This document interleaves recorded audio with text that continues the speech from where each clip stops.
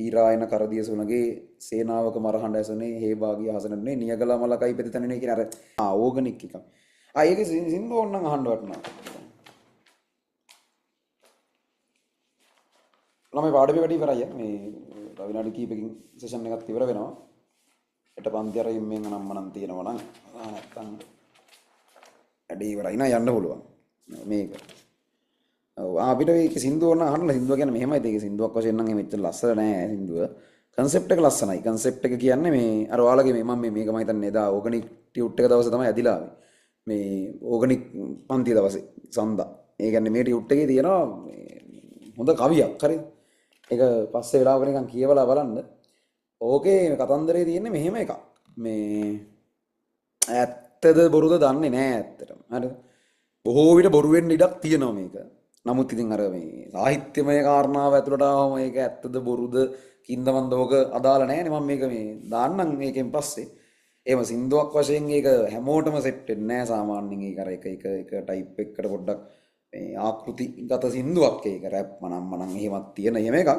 ඒ කියන්නේ මේක මේ ඔය ටියුට් එක හම්බෙලා දිනනවා ඔයගොල්ලෝ නිකන් බලන්න පුළුවන්. ඒක ඕගනික් තියරි බුක් 4 එකේ තියෙන්නේ මේකේ මේ ටියුට් එකේ කන්සෙප්ට් එක එහෙම වුණත් පොඩ්ඩක් යුද්ධ අනම්මනම් එව්ව ආශ්‍රිත වෙන ගිහිල්ලා තියෙන්නේ.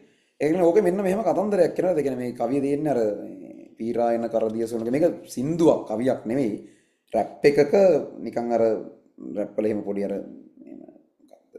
කොරසයක් වගේ එකක් යනවනේ. සිංගින් පාර්ට් එකක් සාමාන්‍යයෙන් ගොඩක් වෙලාවට දානවනේ. ඒ වගේ එකකට දාප එකක් මේ මෙතන අර ඒ කතන්දරේ කියන්නේ මෙහෙම එකක්. මේක ඇත්ත බොරු සිද්ධිය නම් හරියට දන්නේ නැහැ. බොහෝ විට බොරු වෙන්න තමයි ඉඩ වැඩි. ඒ කියන්නේ ප්‍රභාකරන් යුද්ධ කාලේ සම්බන්ධ කතන්දරයක්. ප්‍රභාකරන්ට දුවක් හිටියන් ප්‍රභාකරන්ට ඒ කතාව ඇත්තටම ප්‍රභාකරන්ට දුවක් හිටියා. නම මොකක්ද? ඉසිප්‍රියා කියලා. මේ ශෝභා දේවී කියලාත් කියන. එහෙම දුවක් ඉඳලා තියෙනවා ප්‍රභාකරන්ට. එතකොට ඉතින් ඒකේ කතන්දරේ තියෙනවා මේ ඒ කියන්නේ සෑහෙන ලස්සනයිලෝ ඒ ළමයා. ඊට පස්සේ ජර්නලිස්ට් කෙනෙක්. ඒකත් ඇත්ත ජර්නලිස්ට් කෙනෙකුත් තමයි එයා. එතකොට කොහොම හරි ඒවත් එක්ක මේ කතන්දරේ කියන්නේ ඒක ඇත්ත නෙවෙයි වෙන්න ඇති. ඒ වුණාට ඉතින් අර සින්දුව ඇතුලේ තියෙන එක මම නිකන් කියන්නේ. අර ඒක සාහිත්‍යමය කාරණාවක් විදිහට ගත්තා. එතනින් එහාට ඒක අයින් කරලා දාන්න ඕනේ. හරි. ඒ කොහොම හරි ওই ශෝභා දේවී නැත්තම් මේ සිප්‍රියා අහු වෙනවලු මේ හමුදාවට මොකක් හරි එක අවස්ථාවකදී අහු වෙනවා. හරි. මේකට අහු වෙනවා. අහු වුණාට පස්සේ මෙයාව මේ මැරෙන්නේ නැහැ. කියන්නේ මොකක් හරි කියන්නේ මොකක් හරි වෙඩි තියාගෙන නම් එයා මම හිතන්නේ LTT ආමි එකේ ඉඳලා තියෙනවා. LTT එකෙත් ඉඳලා තියෙනවා එයා. පස්සේ කොහොම හරි මේ අහු වෙන වෙලාවේ කොහොම හරි මෙයාව මැරෙන්නේ නැතුව පන පිටින් අහු වෙනවා. අහු වුණාට පස්සේ කතාව කියනවා ඉතින් මෙයා සෑහෙන්න මේ අර දූෂණය වීමකට ලක් වෙලා තියනවලු මේ හමුදාව විසින්. හරි. එතකොට ඒක විශ්වාස කරන්න අමාරුයි. ඉතින් කොහොම හරි එහෙම කියනවා.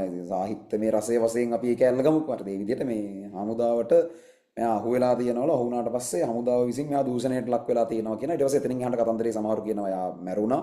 සමහරු කියනවා නෑ මැරුන්නේ නෑ. එයා පැනලා ගියා. පැනලා ගිහිල්ලා අදටත් එයා ජීවත් වෙලා ඉන්නවා වෙන ඩෙන්ටිටි එකකින් වෙන නමකින් වෙන අනන්‍යතාවයකින් ඉන්නවා. කොහොම හරි අර මේ සින්දුව සම්පූර්ණයෙන් ලියලා තියෙන්නේ ඒ ටීම් එක උඩ. අර පීරායන කරදිය සුනගේ සේනාවක මරහඬ ඇසුනේ හේබාගිය හසනනේ නියගලා මලකයි පෙතිතන්නේ කියන අර ඒ කියන්නේ අර නියගලා මලකයි පෙතිතෙලුනේ එහෙම ඒ කෑල්ල මරු. ඒ කියන්නේ දැන් මලක් තමයි හැබැයි මල නියගලා. ඒ කියන්නේ දැන් LTT එක කියන අයිඩියා එකකින් නෝ යන්නේ. ඒක නියගලා මලක්. ඒ වුණා මලක් අනිත් පැත්තට හැබැයි නියගලා. අර රාජකුමාරීක් වද රාජකුමාරනව කුමාරෙක් වුණාට මං රාස්සෙක් වුණාට කුමාරෙක් වගේ කළු කුමාරයා වගේ තමයි. ඒතර මේක මේ නියගලා මලක තමයි පෙතිතරුනේ කියලා තියෙනවා. හොඳ ලස්සන ලියලා තියෙනවා කතන්දරේ. පායා උතුරු කරේ හඳ ඒ කියන්නේ උතුරේ හඳ කියලා යාව මෙයා දාලා තියෙන්නේ. මායාකාරී තරු ඇස්සද නැහැ. ශෝභා දේවී කියලා තමයි යාට මේ ඒක නමද නැත්තම් පස්සේ කාලේ කාපු අනවර්තයක්ද කියලා දන්නෙත් නැහැ කොහොමද මොකද්ද කියලා.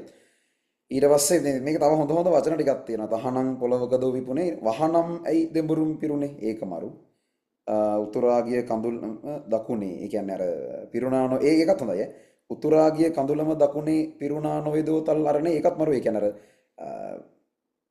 අර දකුණේ මිනිස්සුන්ගේ කඳුළු වලයි උතුරු මිනිස්සුන්ගේ කඳුළු වලයි වෙනසක් නැහැ.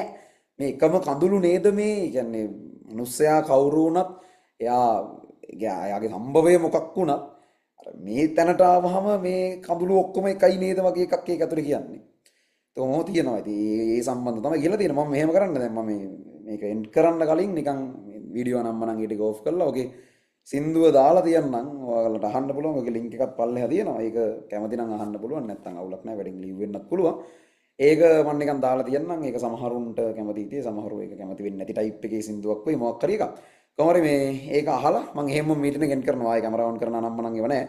ඒවත් එනං අහගෙන හිමින් සීරුවේ අපි මීටින් එකේ වැඩේ ඉවරයක් කරමු.